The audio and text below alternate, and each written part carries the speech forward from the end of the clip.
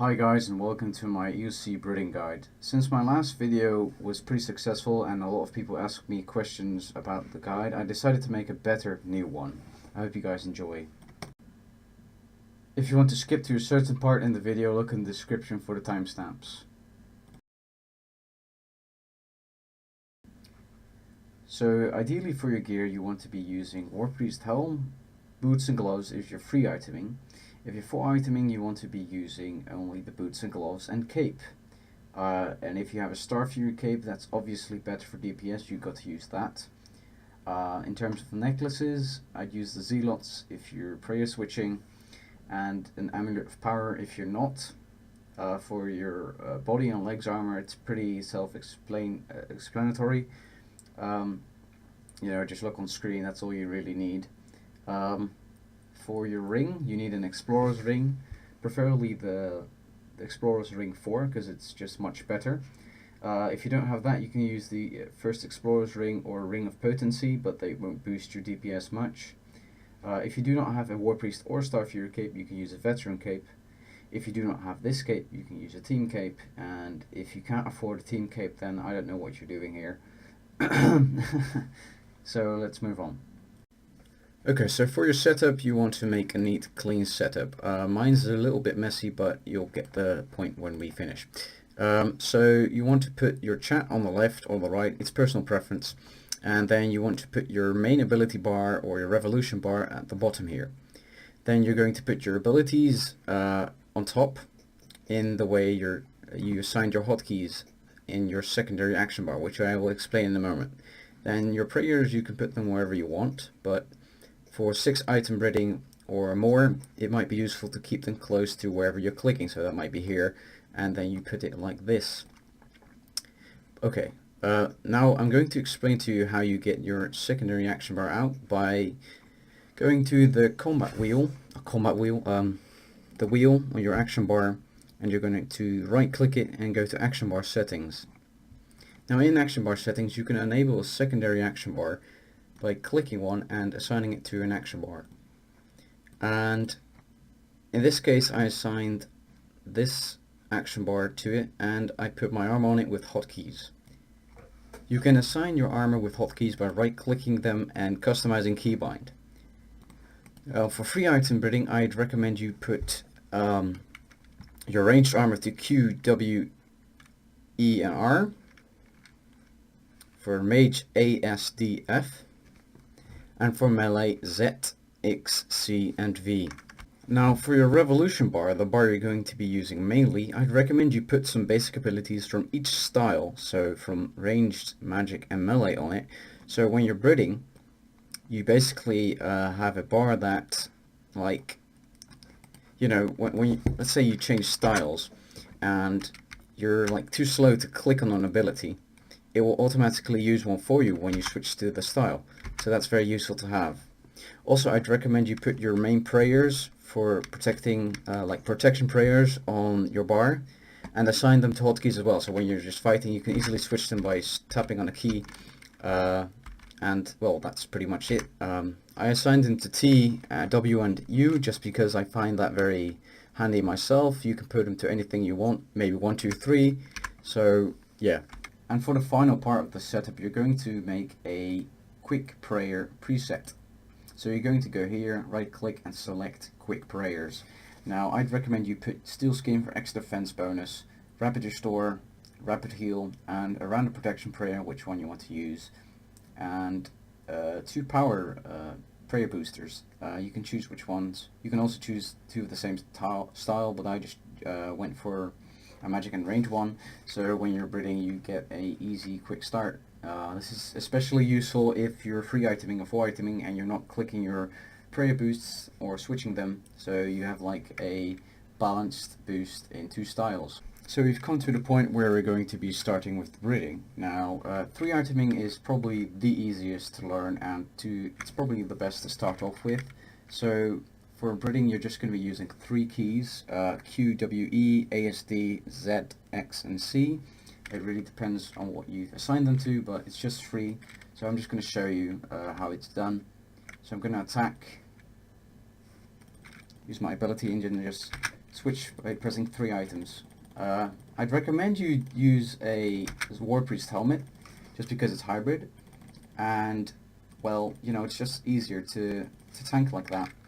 And as you can see, it's quite kind of easy to like, I'm not even trying, but this is my out, by the way, on Revolution. So as you can see, if I switch here, and the Revolution is using its abilities, so that's why you need that Revolution bar with different kinds of abilities, basic ones I mean. So I'm just going to finish myself off with an ultimate. That's 3 item breeding. Now we're going to go on to 4 item breeding in just a second. Now we've come to 4 iteming, a bit more advanced slash probably the most used method in Clan Wars is 4 iteming. Now this is basically switching your entire armor set from legs to helmet, and at the same time, you know, focusing on what you're doing, using combos, which I'll talk about later in the video, and such. Now I'm just going to show you how it's done. You put your defense abilities right here, and well, you start the fight with your quick prayer setup, and then you attack, you use your 4 buttons, and you start clicking the abilities again. By the way, my alt is on Revolution again on Auto Retaliate, so it's not going to be much of a challenge. But it's you know, it's not that hard 4 iteming. Once you've mastered 3 iteming, 4 is pretty easy. So just going to finish myself off here. Sorry if you can hear the keys smashing in the background. My microphone is really close to my keyboard, so okay, let's go. Oh, stunned myself. Hold up, let's whirlwind his ass. Come on, finish him off. There we go. So that's 4 iteming. I recommend you use War Priest boots and gloves here, and you know, you're not going to be touching the War Priest helmet. It is a good idea to wear a War Priest cape, but other than that, this is basically the... Now we've come to 6 iteming, which is probably the hardest way to breed.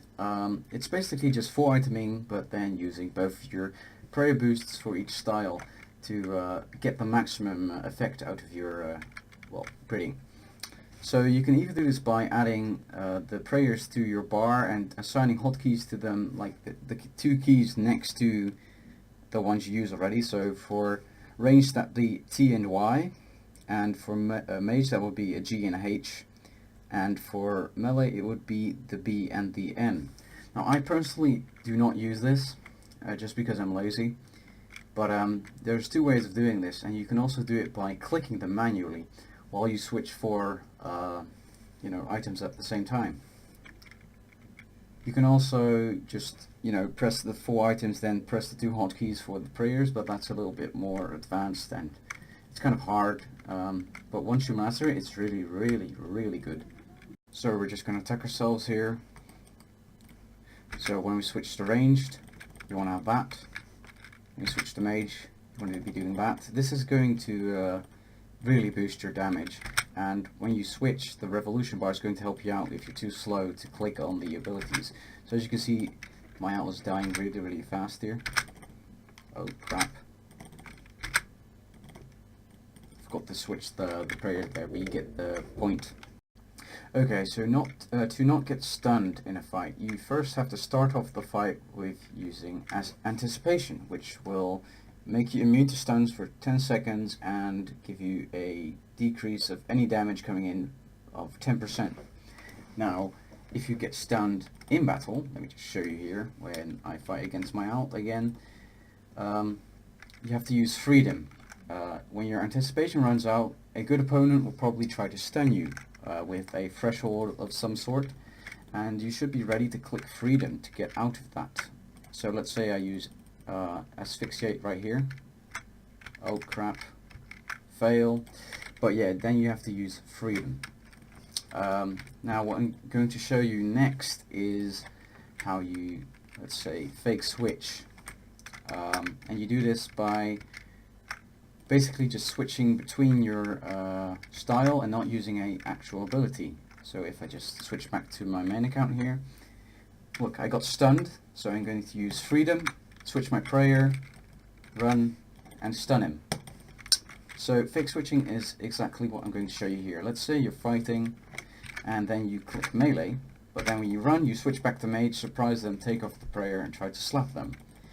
You can do it the same as, let's say, you're switching to mage, but oh well, he died. Great.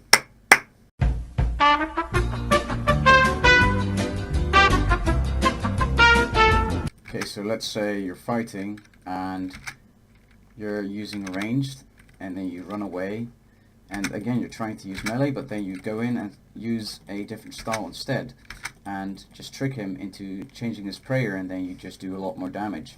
This really works, by the way, because you can just surprise your enemies just like that, and then he died again.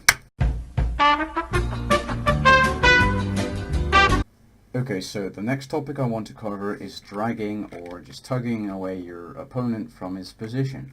This is very useful if you know how to utilize your bleeds, which are these abilities on all styles, like Slaughter and Combust and Fragmentation Shot. Now I'm just going to show you how you do this. So what you want to be doing is either clicking or spamming your key for a bleed. Let's say you're attacking, and just like I'm doing here. Just going to tug him along and just spam your abilities while you're walking. You can also do this by clicking if you're really fast, like so. And this is a good way to annoy your opponent, and it's very useful in tournaments because sometimes they can miss a tick, and this way they won't be able to hit you. So yeah, that's pretty much all about that. You can also stun your opponent like this, and then do the fake switch again, and just come in like out of nowhere or some shit, and just destroy your opponent.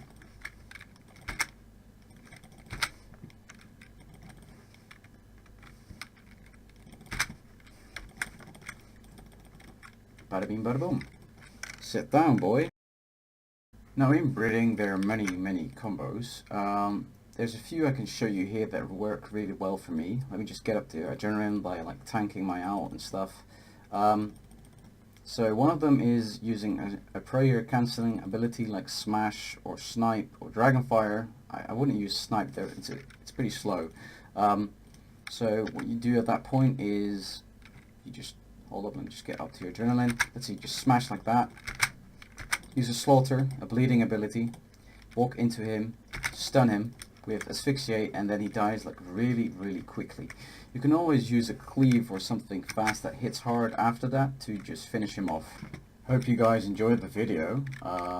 If you have any questions whatsoever, because my guide might not be 100% complete, I might have forgotten something, if there's anything you want to know, just leave a comment, ask me about it, because I probably know everything about breeding, and I can just like explain to you how it's done. As you can see here, I'm just going to use every single technique you can use. You can also use a shield bow, for example, to heal some health back with resonance, like so. You can like tank people, drag them away, make them bleed, whatever.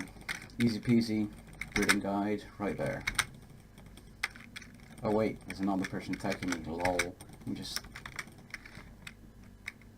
is also a good combo, by the way. Oh, he's dead again.